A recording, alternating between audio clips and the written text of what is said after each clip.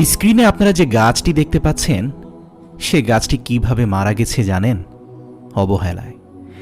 একসময় এই গাছটাও অন্য সকল গাছের মতোই জীবিত ছিল, কিন্তু এই গাছটা যেখানে হয়েছে সেখানে হওয়াটাই হয়তো তার জন্য ভুল ছিল। আর তাই কেউ তাকে পানি কিংবা যত্ন এসবের কিছুই করেনি।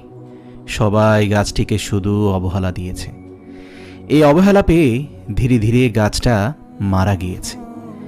কিন্তু একবার ভেবে দেখেছেন কি, এখানে এই গাছটিকে তো আল্লাহ সুবহানাহু ওয়া তাআলাই সৃষ্টি করেছেন।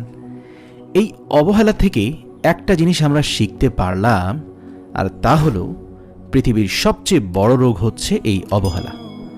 আপনার পরিবারে যদি কেউ কিছু না করে, যদি কারো কাজের দ্বারা আপনি যথাযথ সন্তুষ্ট না হন, তাহলে তাকে সুযোগ দিন, তাকে আরও ভালো করার সুযোগ দিন, তাকে সর্বাত্মকভাবে সহায়তা করুন, তার প্রতি সহনশীল হন, দয়াশীল হন, যত্নশীল হন।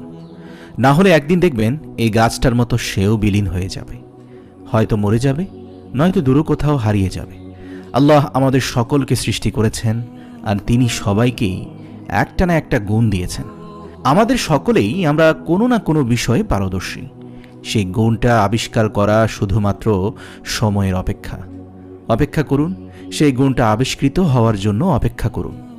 একবার মানুষ নিজের পারদর্শিতার দিকটা আবিষ্কার করে ফেললে, এরপর দেখবেন আর এক সেকেন্ডের জন্য তাকে পেছনে ফিরে তাকাতে হচ্ছে না। নিজের বিশেষ গুণ সম্পর্কে আপনি যদি এখনও অজ্ঞতার মধ্যেই থাকেন, তাহলে নিজেই নিজেকে 3টি প্রশ্ন করুন।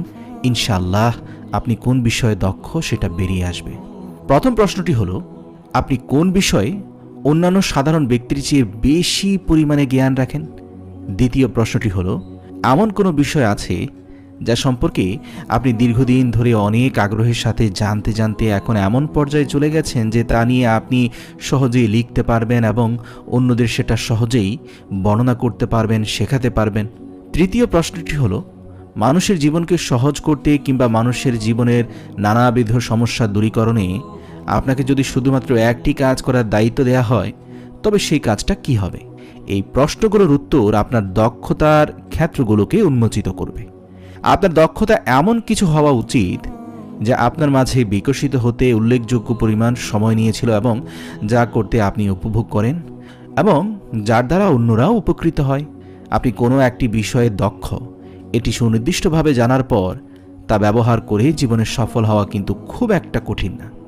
যদিও আমাদের সকলের কাছেই সফলতার সংজ্ঞা ভিন্ন ভিন্ন, তবুও বলা বাহুল্য যে আল্লাহ প্রদত্ত নিজের বিশেষ গুণটি যদি সুষ্ঠুভাবে এবং কার্যকরীভাবে নিজের জীবনে প্রয়োগ করা হয়, তা সঠিক জায়গায় ব্যবহার করা যায়, তাহলে নিঃসন্দেহেই আপনি জীবনে সফল হবেন।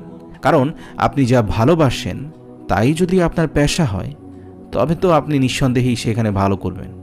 যারা যারা বর্তমানে নিজের জীবনকে নিয়ে হতাশায় ভুগছেন, বেকারত্ব প্রতিটি যুবকের জন্যই কিন্তু একটি অভিশাপের নাম। তবে নিজের উপর থেকে সেই অভিশাপ কিন্তু আপনি মোচন করতে পারেন। এজন্য প্রয়োজন শুধু সদিচ্ছা আর নিজেকে ভালো মতো জানার।